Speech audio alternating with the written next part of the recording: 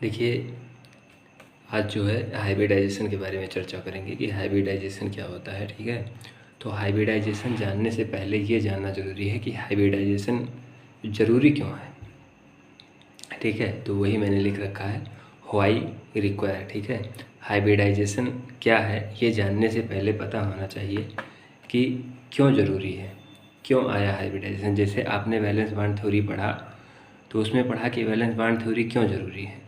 तो valence bond theory इसलिए ज़रूरी है क्योंकि जब लुईस डार्ट थ्योरी कोवेलेंट बॉन्ड को ठीक से नहीं समझा पाती है, तब एक न्यू थ्योरी आती है जिसको हम वैलेंस बॉन्ड थ्योरी कहते हैं, जो कहती है covalent bond formation is the result of the overlapping of the orbitals which have one unpaired electron at least।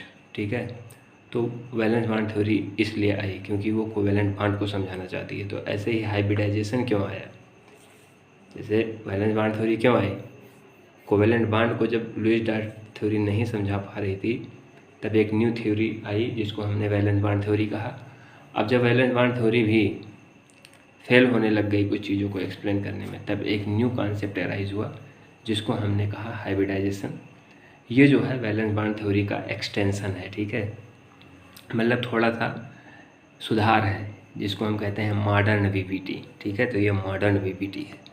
तो देखिए, वैलेंस बॉन्ड थ्योरी के अनुसार क्या क्या चीज़ें एक्सप्लेन नहीं हो पा रही थी, तब एक न्यू थ्योरी का उद्भव होता है यहाँ से, जिसको हम हाइब्रिडाइजेशन कहते हैं। ठीक है, तो जो वैलेंस बॉन्ड थ्योरी है ये कुछ मॉलिक्यूल में बॉन्डिंग और बॉन्ड एंगल को नहीं समझा पा रही थी, और कुछ मॉलिक्यूल के एग्जिस्टेंस को भी नहीं समझा पा रही थी। तो एक नया कॉन्सेप्ट जारी हुआ जिसको हमने कहा हाइब्रिडाइजेशन। अब वैलेंस बॉन्ड थ्योरी जो है ये कार्बन की टेट्रा वैलेंसी को भी नहीं समझा पाता है। जैसे कार्बन कितना होता है, CH4 एग्जिस्ट करता है ना, तो CH4 एग्जिस्ट कर रहा है, लेकिन अगर CH4 में C का इलेक्ट्रॉनिक कॉन्फ़िगरेशन देखें तो कार्बन के पास केवल 2 ही अनपेयर्ड इलेक्ट्रॉन है। ये वैलेंस शेल है 2s2 और 2p2, ये वैलेंस शेल है। ठीक है, तो बॉन्डिंग और ओवरलैपिंग जो होती है वो वैलेंस शेल की होती है। ये अंदर वाला शेल है, ये 1s1 है, ठीक 1s2 है, तो इससे मतलब नहीं है, बॉन्डिंग यही करेगा। तो वैलेंस बॉन्ड थ्योरी के अनुसार केवल यही 2 इलेक्ट्रॉन जो है ये बॉन्डिंग करने चाहिए क्योंकि ये अनपेयर्ड इलेक्ट्रॉन है। और वैलेंस बॉन्ड थ्योरी कहती है बॉन्डिंग केवल वही ऑर्बिटल करते हैं जो वैलेंस ऑर्बिटल होते हैं, तो ये वैलेंस ऑर्बिटल है। साथ ही उस वैलेंस ऑर्बिटल में जो अनपेयर्ड इलेक्ट्रॉन होते हैं वही ऑर्बिटल जो है ओवरलैपिंग करता है। ठीक है, तो इसमें और जो पेयर्ड ऑर्बिटल होते हैं, जो पेयर्ड इलेक्ट्रॉन वाले ऑर्बिटल होते हैं वो कभी भी ओवरलैपिंग नहीं करते हैं। तो यहाँ पर ये जो 2s2 है ये पेयर्ड इलेक्ट्रॉन वाला ऑर्बिटल है, तो वैलेंस बॉन्ड थ्योरी के अनुसार ये जो है ये ओवरलैपिंग नहीं करेगा, अर्थात ये बॉन्डिंग नहीं करेगा। ठीक है, जो अनपेयर्ड इलेक्ट्रॉन वाला ऑर्बिटल है और वैलेंस ऑर्बिटल है, ठीक है, जो अनपेयर्ड इलेक्ट्रॉन वाला वैलेंस ऑर्बिटल है वही ओवरलैपिंग करेगा। तो इसमें देखो कार्बन में वैलेंस ऑर्बिटल में केवल 2 ही अनपेयर्ड इलेक्ट्रॉन हैं, तो इसका मतलब केवल 2 बॉन्ड बनाना चाहिए कार्बन को। तो कहने का मतलब CH2 तो एग्जिस्ट करना चाहिए, लेकिन CH4 जो है ये एग्जिस्ट नहीं करना चाहिए। लेकिन ये बहुत ही अनस्टेबल स्पीशीज है जिसको हम कार्बीन कहते हैं। ठीक है, ये एक इंटरमीडिएट है, ये बहुत ही अनस्टेबल है। ठीक है, बहुत ही ज़्यादा अनस्टेबल है, और CH4 एक स्टेबल मॉलिक्यूल है। ठीक है, लेकिन वैलेंस बॉन्ड थ्योरी के अनुसार CH4 एग्जिस्ट नहीं करना चाहिए, केवल CH2 एग्जिस्ट करना चाहिए, लेकिन ऐसा हो ही नहीं रहा है। ठीक है, तो ऐसा क्यों हो रहा है इसको समझाने के लिए यह मान लिया गया कि हो सकता है कि यहाँ का इलेक्ट्रॉन एक्साइट होकर यहाँ चला जाता हो। ठीक है, यहाँ का इलेक्ट्रॉन यहाँ चला जाता हो, तो कुछ इस प्रकार से बन जाता हो, और जब इस प्रकार से बनेगा तो 4 अनपेयर्ड इलेक्ट्रॉन हो जाएंगे, और ये चारों वैलेंस ऑर्बिटल हैं, तो हो गया 2s1 और 2px1 2py1 और 2pz1। ठीक है, तो इस तरह से 4 अनपेयर्ड इलेक्ट्रॉन मिल जाएंगे। वैलेंस बॉन्ड थ्योरी कह रही है ऐसा नहीं हो रहा है, तो ऐसा हो रहा होगा कि इलेक्ट्रॉन अब जब वैलेंस बॉन्ड थ्योरी CH4 के एग्जिस्टेंस को नहीं समझा पाई जबकि CH4 बहुत ही ज़्यादा स्टेबल है अपने आप में। तो फिर उसमें मान लिया गया कि थोड़ा सा BBT करे, चलो ठीक है, हो सकता है ये इलेक्ट्रॉन यहाँ कूद कर चला गया हो। तो जब यहाँ कूद कर जाएगा तो 4 अनपेड इलेक्ट्रॉन हो जाएंगे वैलेंस ऑर्बिटल में। तो ये चारों वैलेंस ऑर्बिटल जो है H के साथ ओवरलैपिंग करेंगे, और जब ओवरलैपिंग करेंगे तो CH4 बन जाएगा। तो वेरी गुड, यहाँ तक तो चीज़ समझ में आ गई। वैलेंस बॉन्ड थ्योरी ने यहाँ तक तो समझा दिया। ठीक, तो अगर ऐसा हो जाए तो अब क्या होगा? तो ये देखो, ये 2s1 है और ये 1s1 है। तो कहने का मतलब यहाँ पर SS ओवरलैपिंग है। कौन सी ओवरलैपिंग है? SS overlapping.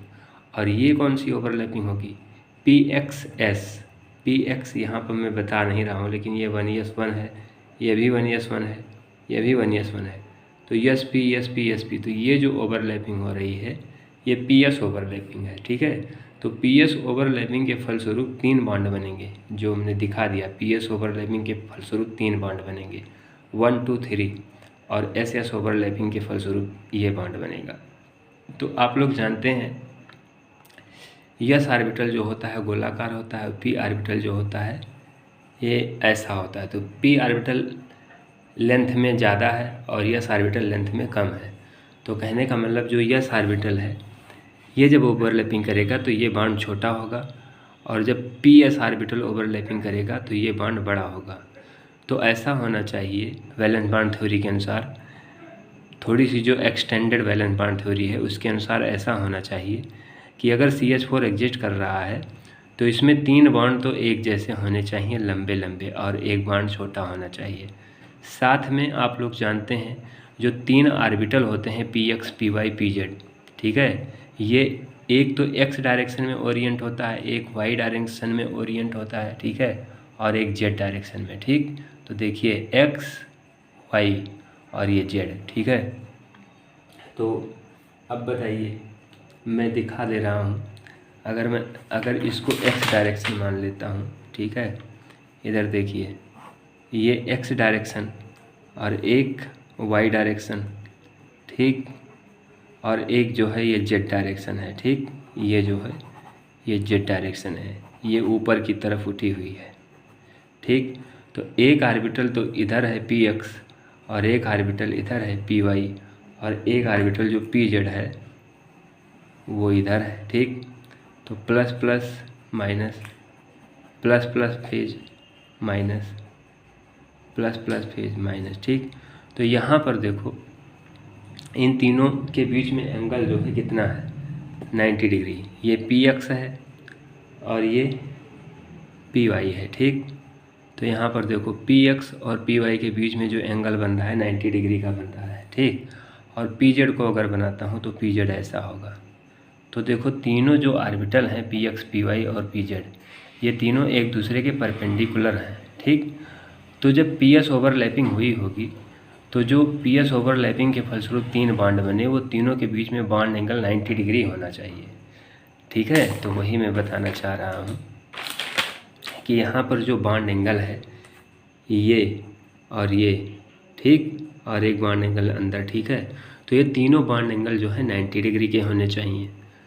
तो अब अगर ऐसा हो जाता है तो क्या होना चाहिए? 3 बॉन्ड बड़े होने चाहिए, एक बॉन्ड छोटा होना चाहिए, तीनों के बीच में जो बॉन्ड एंगल है वो 90 डिग्री का होना चाहिए। थ्योरेटिकली ऐसा होना चाहिए, लेकिन ऐसा नहीं होता है। जब हम इसको एक्सपेरिमेंटली देखते हैं, ठीक है, तो हमें पता चलता है कि तीनों ये जो सभी बॉन्ड एंगल हैं वो एक जैसे हैं, ना कोई बॉन्ड एंगल ज़्यादा है ना कोई बॉन्ड एंगल कम है।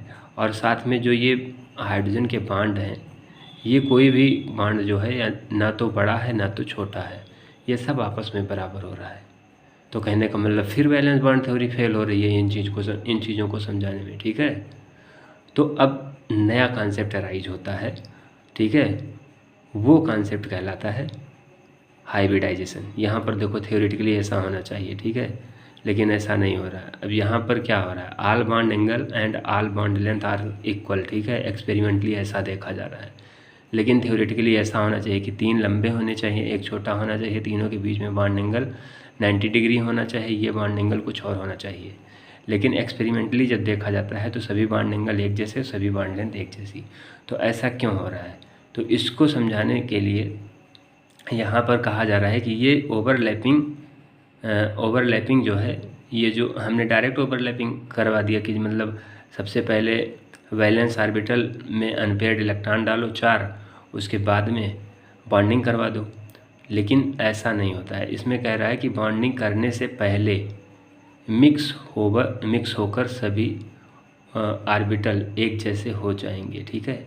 हाइब्रिडाइजेशन कहता है कि ये ओवरलैपिंग जो यहाँ पर डायरेक्ट आप करा रहे हैं, ये ओवरलैपिंग करने से पहले, ठीक है, जैसे यस और पी ऑर्बिटल जो ओवरलैप कर रहा है, ठीक, जो ये ओवरलैपिंग हो रही है, मतलब कार्बन का पी और हाइड्रोजन का यस एक एक इलेक्ट्रॉन लेकर जो ओवरलैपिंग कर रहा है, इस ओवरलैपिंग से पहले ये आपस में मिक्स होते होंगे, ठीक है। जैसे मैं कह रहा हूँ एक रेड कलर और एक ब्राउन कलर और एक वायलेट कलर, ठीक है, इन तीनों को अगर आपस में मिला दिया जाए तो एक अलग कलर मिलेगा, ठीक है, जो इन तीनों से अलग होगा, ठीक है, तो डिफरेंट कलर मिलेगा, ठीक है, जो इन तीनों से अलग होगा, और वो कलर सब एक जैसा ही होगा, ठीक है। वो जो कलर नया प्राप्त होगा उसमें ऐसा नहीं होगा कि कुछ कलर अलग टाइप का है, कुछ कलर अलग टाइप का है, वो सभी कलर एक जैसे होंगे। तो ऐसे ही जब हाइब्रिडाइजेशन होता है तो हाइब्रिडाइजेशन में जो ऑर्बिटल होते हैं वो सभी ऑर्बिटल आपस में मिक्स हो जाते हैं, और जितनी संख्या में मिक्स होते हैं उतनी ही संख्या में ऑर्बिटल जनरेट कर देते हैं, और उत्पन्न होने वाले सभी ऑर्बिटल एक जैसे हो जाते हैं। ऐसा नहीं है कि एक दूसरे टाइप का, एक दूसरे टाइप का और एक दूसरे टाइप का, सब एक जैसे हो जाएंगे। क्योंकि आप खुद समझ लीजिए कि जैसे आप 5 टाइप के चाक ले लीजिए, एक पीला, एक नीला, एक हरा और एक लाल, ठीक है, पीला, नीला, हरा, लाल और काला, ये 5 टाइप का चाक ले लीजिए, ठीक है। और इन अभी तो पांचों अलग अलग हैं, ठीक है, लेकिन अगर इन्हें पीस कर पाउडर बना लिया जाए, क्या बना लिया जाए, पीस कर पाउडर बना लिया जाए, तो एक नया कलर प्राप्त होगा। वो ना तो पीला होगा, ना तो नीला होगा, ना तो हरा होगा, ना तो लाल होगा, ना तो गुलाबी होगा, वो एक रिजल्टेंट कलर होगा, और सारा कलर जितना भी प्राप्त होगा वो सब एक जैसा होगा। तो हाइब्रिडाइजेशन कुछ ऐसा ही होता है। इसमें यस और पी ऑर्बिटल अलग अलग टाइप के होते हैं, एक गोलाकार होता है और एक डम्बुलाकार होता है, ठीक है। तो हाइब्रिडाइजेशन जब हो जाता है तो ना तो ठीक से गोलाकार रह जाता है, ना तो ठीक से डम्बुलाकार रह जाता है, वो सब एक जैसा हो जाता है। जैसे यहाँ पर एक यस और 3 पी मिले हैं, 3 डम्बुलाकार और एक गोलाकार, तो जब ये मिलेंगे तो एक मिले तो 4 हैं, तो प्राप्त भी 4 ही होंगे, लेकिन वो जो 4 प्राप्त होंगे वो ना तो डम्बुलाकार होगा ना तो गोलाकार होगा, ठीक है, वो चारों एक जैसा होगा, आइडेंटिकल होगा, ठीक है, वो चारों एक जैसा होगा, आइडेंटिकल होगा, ठीक है, वो गोलाकार भी होगा और डम्बुलाकार भी होगा, दोनों टाइप का होगा, ठीक है। तो वही मैंने यहाँ पर कहा है हाइब्रिडाइजेशन अब क्या है, ठीक है। तो अब हाइब्रिडाइजेशन की बात करते हैं। हाइब्रिडाइजेशन क्या है? तो hybridisation intermixing of atomic orbital having almost equal energy is called hybridisation. Hybridisation क्या है? Intermixing of atomic orbital having almost same energy is called hybridisation, ठीक है। जब दो, ये इंटरमिक्सिंग ऑफ ऑर्बिटल है, ठीक है, इंटरमिक्सिंग ऑफ एटॉमिक ऑर्बिटल, ठीक है, एटॉमिक ऑर्बिटल, जैसे हमने कार्बन का 2s2 लिया, 2s1 लिया और 2p3 लिया, और ये क्या है, ये दो जो दोनों ऑर्बिटल हैं ये एटॉमिक ऑर्बिटल हैं। तो इन एटॉमिक ऑर्बिटल को इंटरमिक्स कर दिया, एक गोलाकार और 3 कैसे हैं, डम्बुलाकार, ठीक है, 3 कैसे हैं, डम्बुलाकार।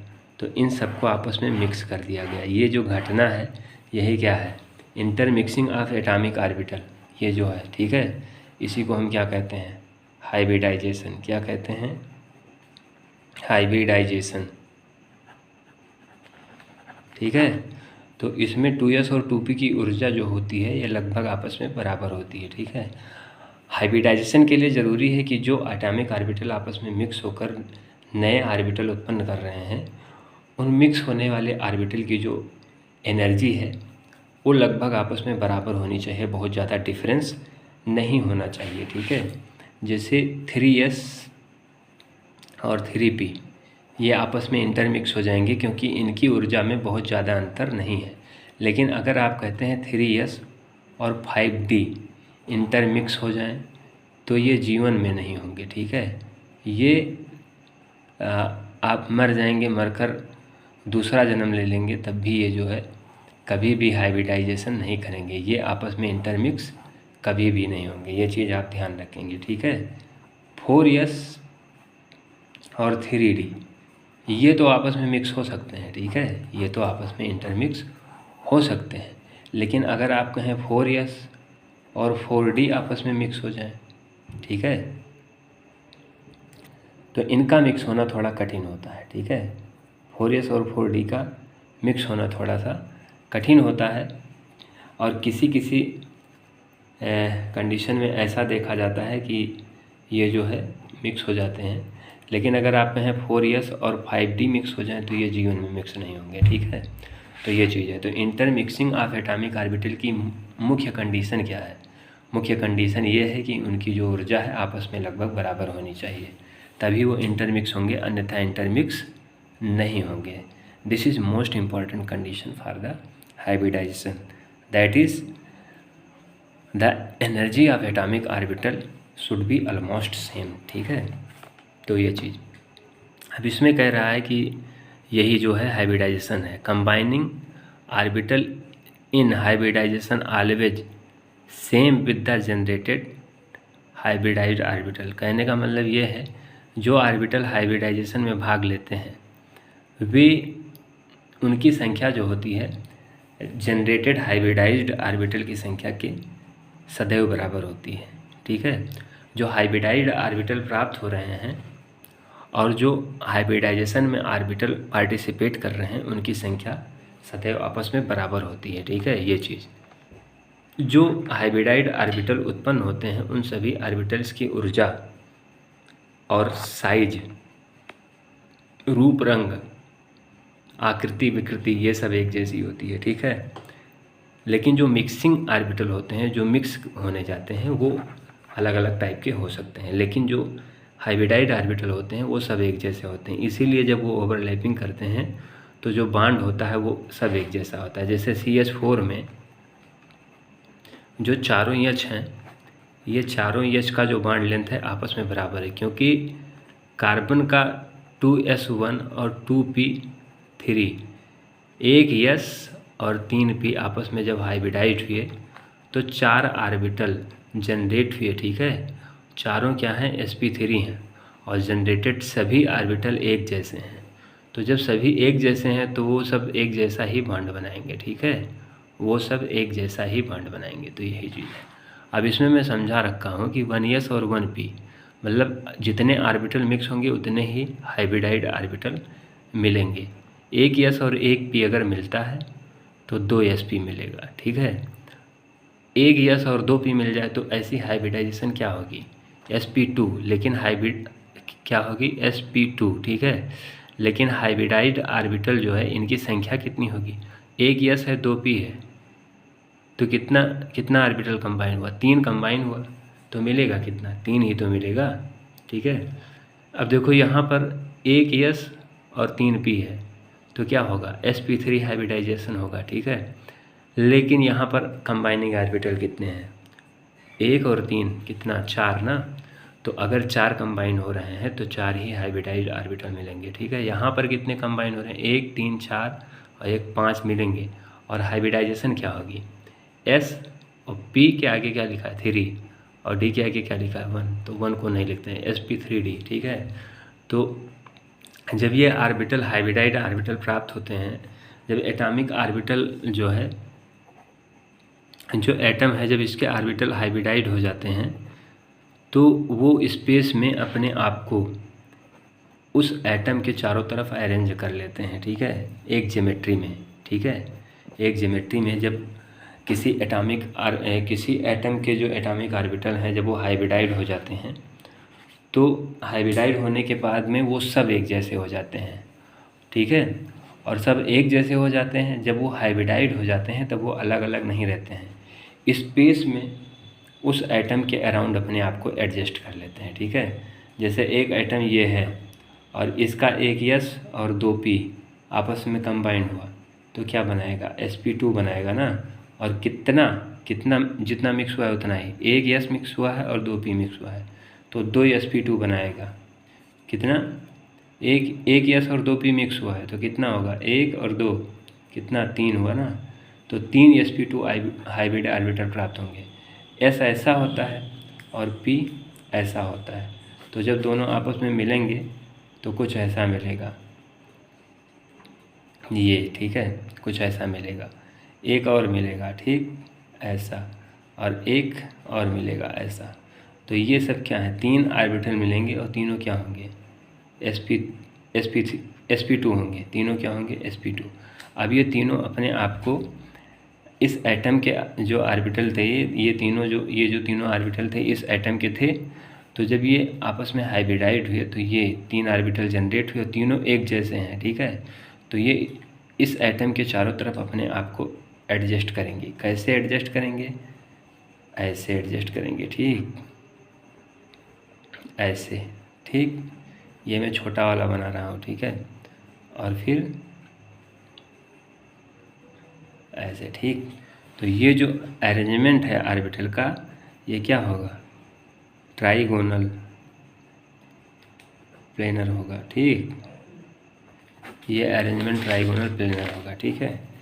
और जब sp हाइब्रिडाइजेशन होगा तो लीनियर अरेंजमेंट होगा। कैसा, एक S और एक P, ठीक है।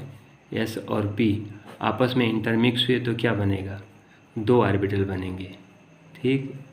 एक sp और दूसरा sp, ये भी sp और ये भी sp। अब ये जो एटम ये था, अगर इसके जो ये एटॉमिक ऑर्बिटल थे जो हाइब्रिडाइज हुए हैं, तो जब 2 ये हाइब्रिडाइड ऑर्बिटल बने हैं, जितने मिक्स हुए उतने ही बने, और जो बन रहे हैं वो सब एक जैसे हैं। तो ये जो ऑर्बिटल मिल रहे हैं, ये एटम ये के दोनों तरफ एडजस्ट हो जाएंगे। कैसे एडजस्ट हो जाएंगे, ताकि उनके बीच में दूरी जो है वो मैक्सिमम रहे, तो ऐसे एडजस्ट हो जाएंगे, ठीक। तो ये कैसे एडजस्ट कर रहे हैं, लीनियरली, ठीक है। कैसे एडजस्ट हो रहे हैं, लीनियरली, ठीक है। बॉन्ड एंगल कितना है इनके बीच में, 90 डिग्री, ठीक। कितना है, 90 डिग्री। तो इस प्रकार से ये एडजस्ट करेंगे। अब मान लीजिए अगर sp3 हाइब्रिडाइजेशन हो रहा है, sp3, तो ये कैसे, जैसे एटम ये है, या मैं कार्बन का ही मान रहा हूँ, कार्बन क्या हाइब्रिडाइजेशन शो कर रहा है, sp3। तो इसका मतलब इसका एक S और प्लस 3 P आपस में मिला होगा, इस तरह से, एक S और 3 P, ठीक है। ये 3 P आपस में मिक्स हुआ होगा, और जब मिक्स होगा तो कितना मिक्स हुआ, 3 मिक्स हुआ, एक S और 3 P जब मिक्स हुआ तो कितना मिलेगा, sp3 हाइब्रिडाइजेशन होगा, एक S और 3 P, sp3। और कितना मिक्स हुआ है, एक S और 3 P, तो कितना मिलेगा, 4 sp3। वही मैं यहाँ पर दिखा रहा हूँ, एक S और 2 p3, ठीक है। तो 3 P है, ठीक है। तो ये कितना बनाएंगे, 4 मिले तो 4 ही तो बनाएंगे, देखो। अब ये चारों क्या हैं, चारों एक जैसे हैं, ठीक। तो ये चारों की, जैसे एक S था, ठीक, और प्लस 3 P थे, ठीक, और एक ऐसा px py pz और ये S, ठीक, ठीक। तो अब ये 3 जो ये मैं इसको ये दिखा रहा हूँ, ठीक है। एक S3P मिला तो 4sp3 बनाएगा, एक S3P मिला तो 4sp3 बनाएगा, एक S और P मिला, डायग्राम से भी समझा दे रहा हूँ, तो कितना बनाएगा। अब ये जब आपस में मिक्स हो जाएगा तो हाइब्रिडाइजेशन उसी को कहा जाएगा, ठीक है। तो कितना बनाएंगे, 4, कितना, 4,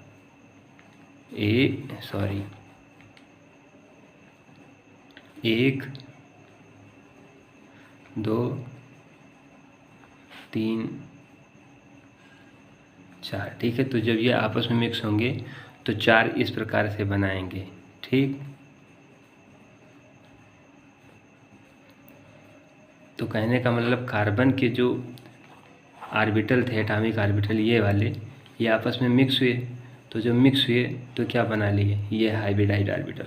और ये हाइब्रिडाइड ऑर्बिटल इस कार्बन के चारों तरफ स्पेस में अपने आप को अरेंज कर लिए, किस ज्योमेट्री में, टेट्राहेड्रल ज्योमेट्री में। ठीक है, तो उसको भी मैं बना देता हूँ। सी ये ठीक, ये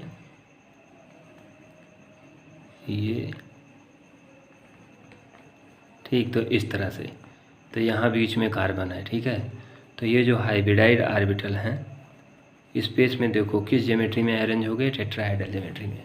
तो इसी प्रकार से अलग अलग हाइब्रिडाइजेशन होती है और अलग अलग ज्योमेट्री जो है वो प्राप्त होती है। ठीक है, तो जैसे BeCl2 की बात करते हैं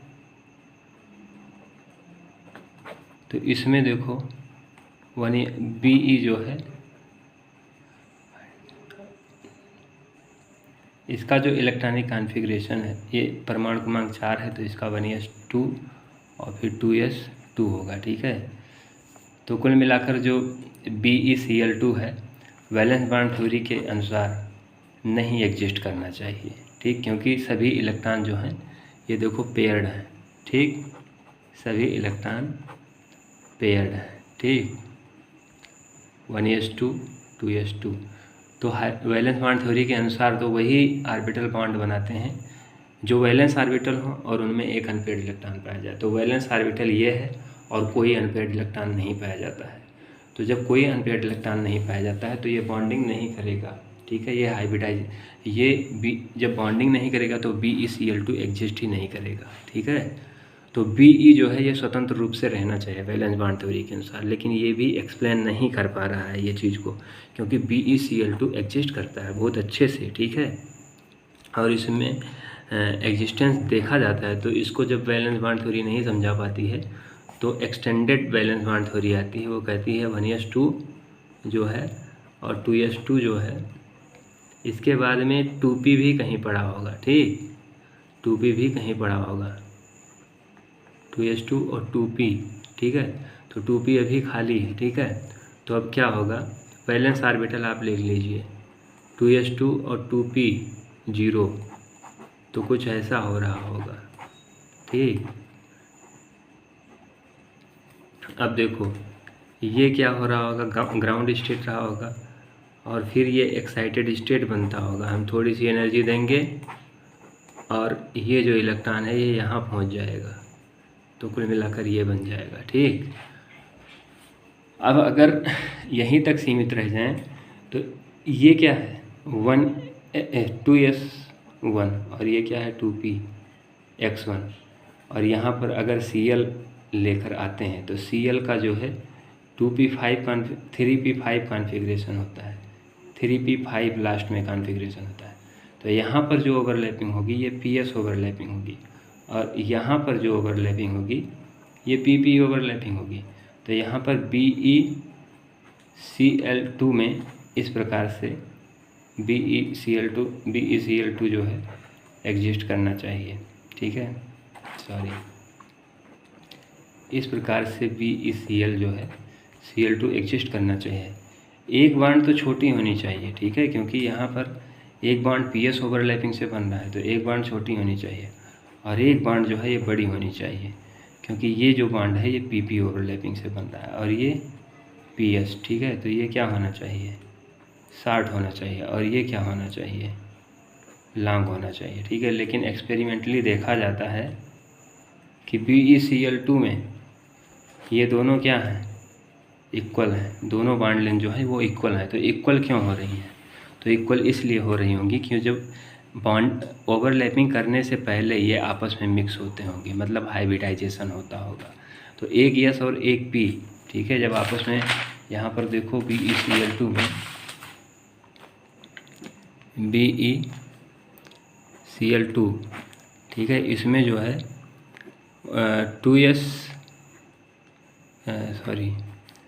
2s1 और 2p1 बनता होगा। ठीक है, तो इसमें ये दोनों अब मिक्स हो जाएंगे तो क्या बन जाएगा, क्या बन जाएगा भाई, एस, देखो यहाँ पर एक इलेक्ट्रॉन, यहाँ पर एक इलेक्ट्रॉन, ठीक। तो ये जो है हाइब्रिडाइजेशन क्या है, sp। तो जब sp बन जाएगा तो sp में मैंने बताया एक s और एक p, ठीक। ये दोनों आपस में मिक्स होंगे तो क्या बनाएंगे, 2 ऑर्बिटल बनाएंगे और दोनों क्या होंगे, sp होंगे। और फिर ये b के दोनों, be के दोनों तरफ मैक्सिमम डिस्टेंस पर अरेंज हो जाते हैं, ठीक है। कैसे, मैं सॉरी एक बार फिर से बना देता हूँ, ये ठीक है और फिर ये, ठीक।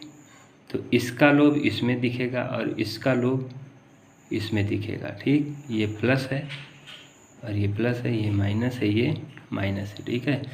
तो अब ये भी sp है और ये भी क्या है, sp है। अब Cl का जो p ऑर्बिटल है वो जाकर, जो Cl का जो p ऑर्बिटल है वो जाकर ओवरलैप करता होगा, Cl का जो p ऑर्बिटल है वो जाकर ओवरलैप करता होगा। तो इस प्रकार से BeCl2 जो है, यहाँ पर sp और p ओवरलैपिंग है, यहाँ पर sp और p ओवरलैपिंग है। तो कहने का मतलब ओवरलैपिंग जब सेम है तो बॉन्ड जो है वो एक जैसे हो जाएंगे। तो इस प्रकार से हाइब्रिडाइजेशन का कॉन्सेप्ट मैंने आपको दिया है कि हाइब्रिडाइजेशन क्यों ज़रूरी है और हाइब्रिडाइजेशन को हम किस प्रकार से समझ सकते हैं। अब एक नेक्स्ट लेक्चर में मैं जो है डिफरेंट ज्योमेट्री जो है वो डाल दूंगा, या आप लोग लीनियर और ट्राइगोनल प्लेनर, जितना मैं बोल रहा हूँ उतनी ज्योमेट्री आप लोग कहीं से देख लीजिए कैसे होती है, ठीक है। Linear, trigonal planar, trigonal pyramidal, square planar, tetrahedral, octahedral, trigonal bi pyramidal, pentagonal bi pyramidal, pentagonal planar, ये सारी ज्योमेट्री आप लोग देख लीजिए, या मैं वीडियो अपलोड कर दूंगा किसी दिन, आप लोग चैनल पर देख लेना, ठीक है। Okay, thanks for watching the video को लाइक, शेयर और सब्सक्राइब ज़रूर करें। एक बार स्क्रीनशॉट आप लेना चाहें तो ले सकते हैं।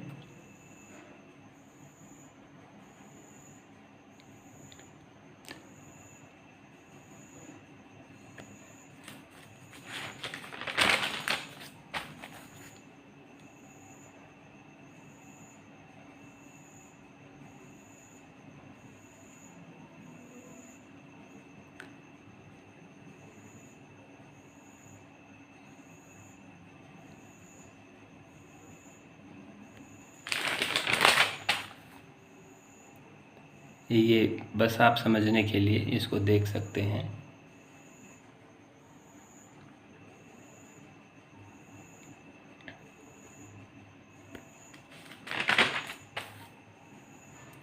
अब जो sp, sp2, sp3 हाइब्रिडाइजेशन है, sp3 हाइब्रिडाइजेशन है, बस यही कॉन्सेप्ट चलता है, ठीक है। ओके, तो अब लेक्चर को यहीं पर एंड करते हैं।